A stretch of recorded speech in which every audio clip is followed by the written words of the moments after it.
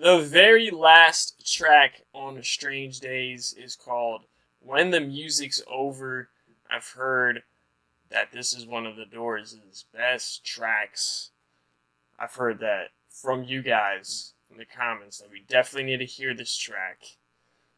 It is 11 minutes long, which is about the same length as like half of this album.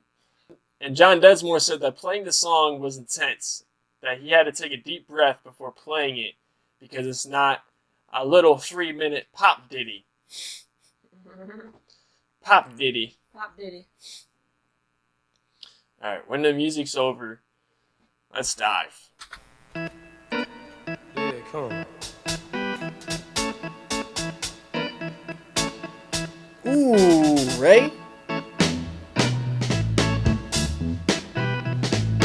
Okay, John. Yeah. Hey. You're John. Ooh.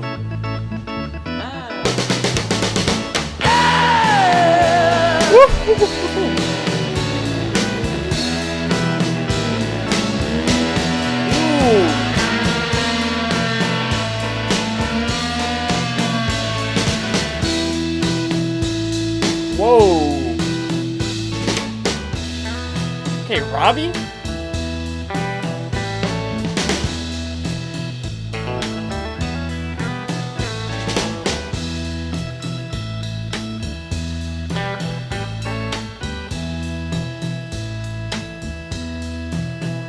When the music's over,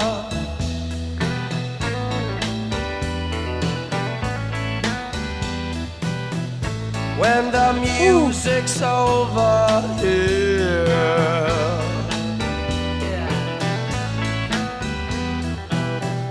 When the music's over, turn up the lights, turn up the lights, turn up the lights.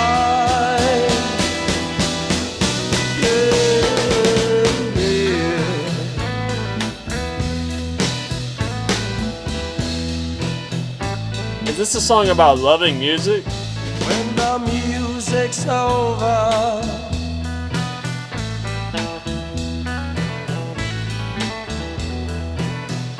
when the music's over,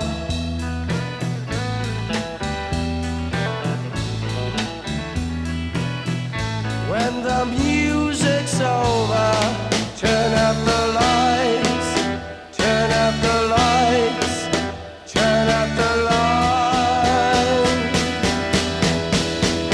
Well, the music is your special friend.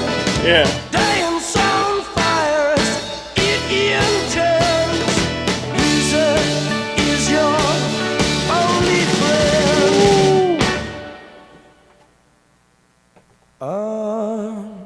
Until the end. Until the end. Until the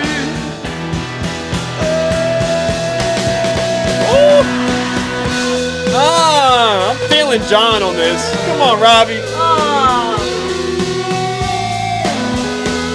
What?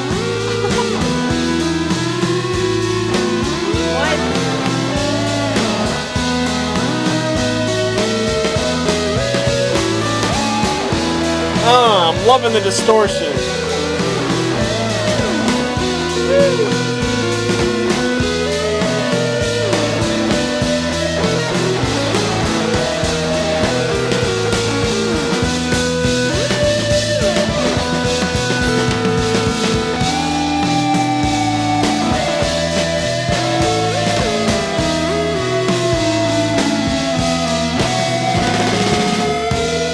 Drum roll.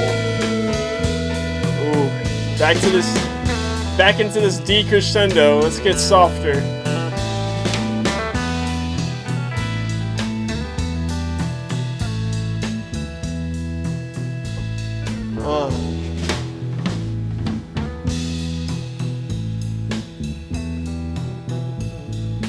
Ooh, that bass line.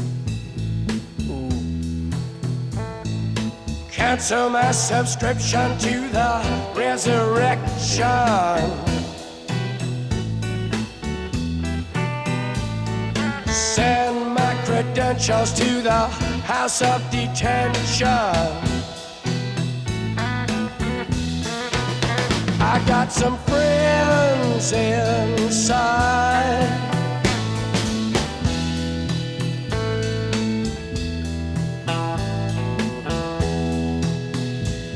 The face in the mirror won't stop. The girl in the window won't drop. Hey. A feast of friends, alive she cried, waiting for me outside.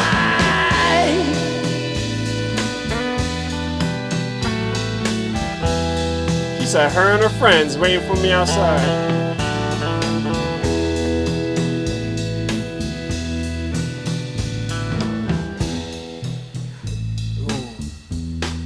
Baseline. Before I sing into the big sleep, I want to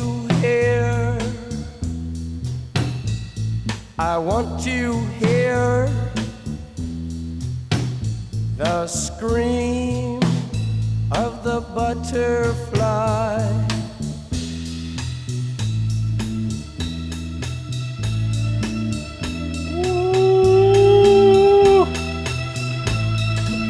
Come on, Ray.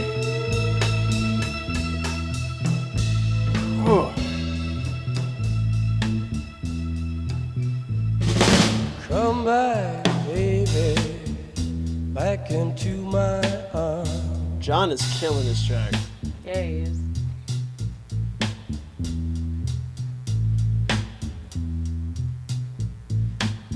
We're getting tired of hanging around.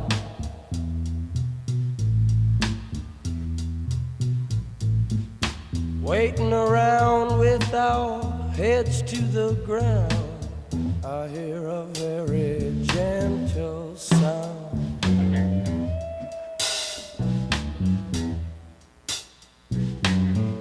Very near yet very far, very soft yet very clear. Come today, come today.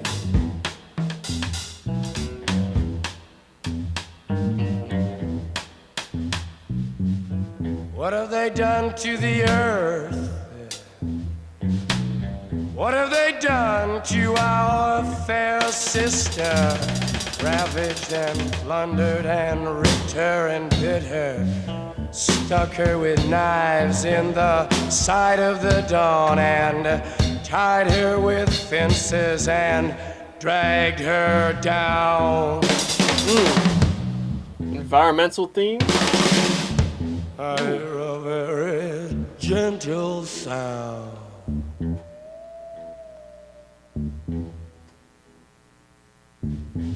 With your ear down to the ground.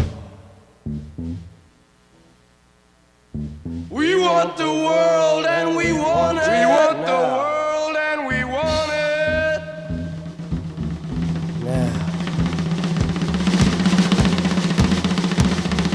Now. Ooh. Oh my god. Yeah. Ooh, Ray. That's water.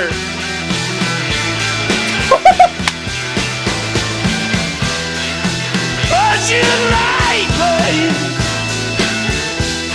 Still I like me.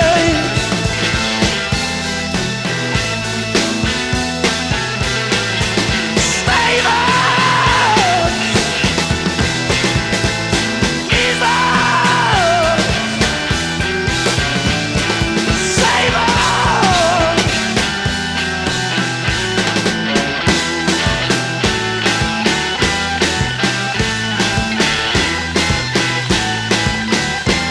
Oh my god.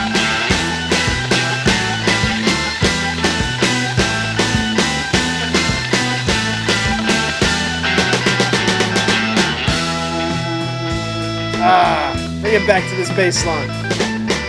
Get him right! Get him right! Yo! Oh my god.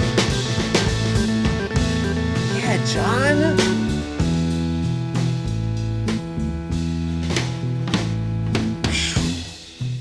Yo. So when the music's song's fire. over,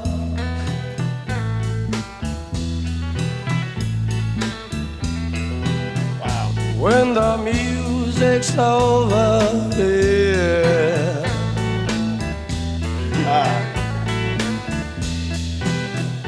When the music's over, turn out the lights, turn out the lights, turn out the lights. While the music is your special friend, Yeah? dance on fire is it intense. Easy is your only friend.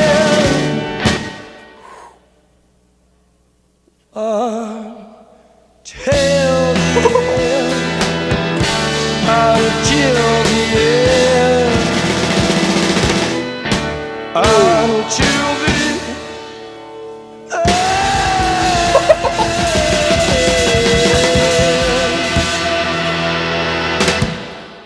Woo! What a way to end this album. God, this is... I'm playing this for such a long time. God, man. Yeah. This is one of the best songs on this album. I think it's... Yeah. I think it's like my second, third favorite. Right. Wow. The ride that this was. The cadence. Just complete silence. Everybody shine. 1, 2... Yeah. John was killing it. Yeah. Robbie's killing... Dude, Ray... This might have been the best song I've ever heard Ray go off on, bro. Right. Ray was going... You started out like Off, it was Soul Kitchen or something. Yeah, But, like, it kind of switched it it up. kind of felt like Soul Kitchen. I was getting Soul Kitchen vibes a little bit. Now the chorus goes, when the music's over, turn out the lights. Which makes sense, that's for an outro track, you know. The music is about to be over, it's the last track on the album. You know, turn out the lights, but he's also saying, whenever music's over, like, you know, turn out the lights as if, like, turn out the light inside of him. Like, if I don't have music, you know, I don't want to have the lights on. You know, I want to turn out the lights. I need music to survive. When the music is your special friend, dance on fire as it intends. Music is your only friend until the end. That's when that cadence comes in. I think this, you know, plays into how wild the Doors concerts would go, you know. Like, I've heard that the Doors, like, incited a riot, or, you know, they were just performing wild, and the crowd would go wild. Him saying things like dance on fire as it intends is just inciting more people to go crazy. Yeah. And apparently, Jim Morrison would usually end up flopping around on the floor while performing this track. So, just makes sense, you know, him talking about go crazy over this music while he's literally going crazy over it. It makes you want to go crazy. And then here he's talking about how he doesn't want to go to heaven. He'd rather go to hell because he's got some friends in hell. He says, before I sink into the big sleep, which would be death, I want to hear the scream of the butterfly, which apparently the Scream of the Butterfly is a movie, a horror movie that came out in 1965. But what I think he's trying to get at here is, before he dies, he wants the people that are afraid to scream, the people that don't make much noise, that are beautiful people, you know, like a butterfly. A butterfly doesn't make any noise. So to hear a scream from a butterfly would be pretty terrifying. I think he's trying to say he wants what is normal now to change. Or, the scream of a butterfly, he could be talking about a girl having an orgasm. Especially since right after this he talks about, come back baby, back into my arms. And then after he says, waiting around with our heads to the ground, I hear a very gentle sound. He talks about how the earth has been ravaged and plundered, just destroyed by humans, you know. This is some environmental themes speaking up against how the environment's been mistreated. And then after that, he says, we want the world and we want it now. but he says now 3 times, and then he screams at the end. So I think that's a double entendre. I think he's trying to say we want the world, as in we want the fame, we want it all right now, because the doors are trying to blow up.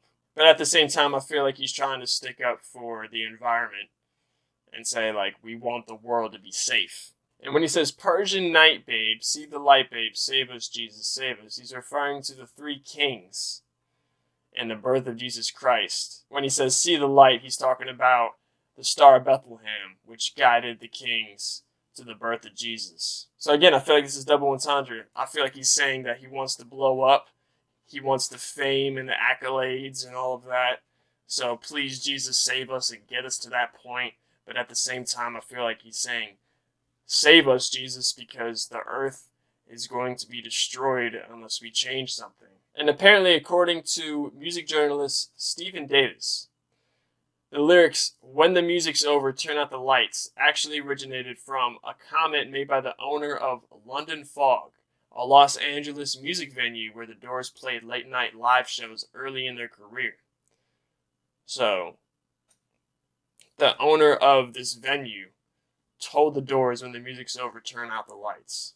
So, this is kind of petty, you know, in a way. So, Jim felt like when the owner of London Fog said that to him, that guy didn't really care about music. Like, he was kind of like, whatever, turn out the lights or whatever. And I think in Jim's head, he kind of like flipped it around and he was thinking, yeah, when the music's over, turn out the lights. Like, if I don't have music, I don't want to live.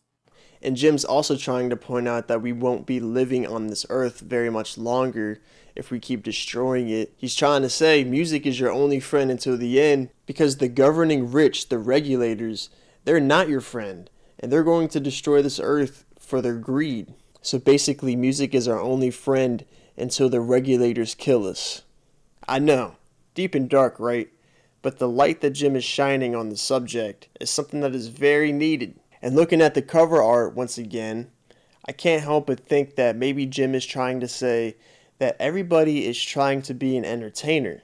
Maybe what we're supposed to take away from when the music's over is that music is not your friend. It's actually something there to distract you while the regulators destroy the earth.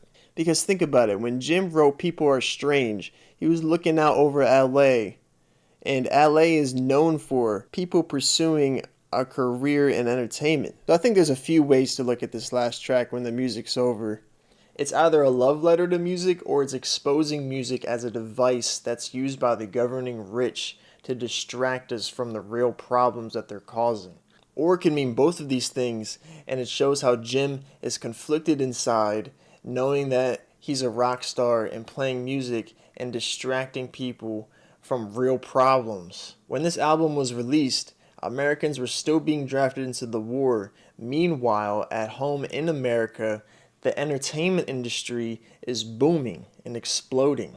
So the hook of the song, when the music is over, turn off the light, that might be a metaphor for when the entertainment industry doesn't exist, then they can't go to war. And I think the lyrics, the face in the mirror won't stop, and the girl in the window won't drop. These are other distractions that are distracting you from the problems that these governing rich are causing. The face in the mirror won't stop. We're worried about ourselves all the time, and the girl in the window won't drop. We're always worried about relationships and love as well. Also, religion is another distraction from seeing the true problem that the governing rich are causing. And I think that the friends that Jim has inside aren't really his friends. He's talking about them. He's talking about the governing rich in hell, because he's saying, you guys are going to hell if this exists. The problem is very near yet very far, because the problem exists in your world, in your space, but the problem is also very far because we don't know who these governing rich exactly are and where they are. And it's hard to see this problem because it's very soft, but yet very clear once you're able to understand it. Once you're able to see it, it's so clear as day. It all makes sense. We want the world and we want it now. This is out of the perspective of the regulators. They want the world. This is the message that Jim is trying to portray to you. He wants you to see that. But He's also trying to say we can take it back at the same time. We want the world too. We can take it back. Persian Night, See the Light. Jim is really hoping that you see his message, just like how God sent a message to the three wise men using the Star of Bethlehem and guiding the three wise men to Jerusalem.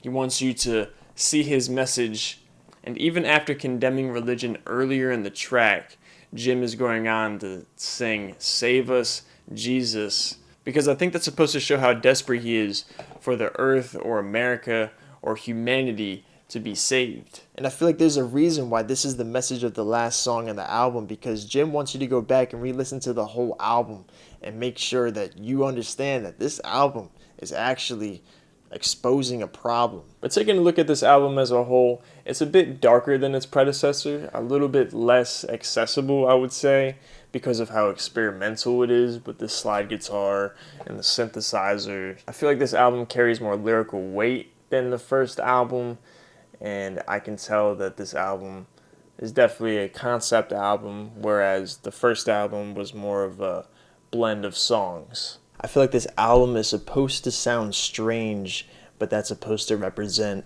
how the Americans felt during a time when they're going to war and being drafted into war, but at the same time, the American entertainment industry is exploding and doing so well. The songs I find myself playing the most off this album are Your Lost Little Girl, Love Me Two Times, Unhappy Girl, People Are Strange, and When the Music's Over.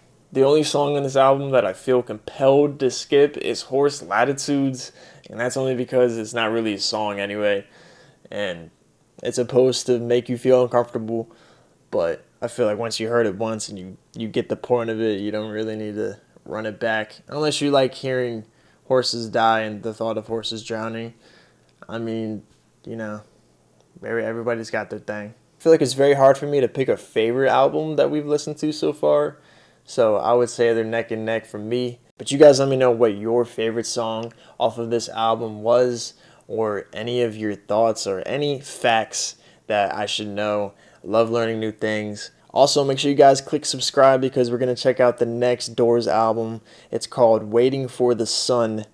And the last track on this album, we know it's called 5 to 1. And it's amazing. It's an amazing track. Just can't wait to learn this whole album. So I'll see you guys there.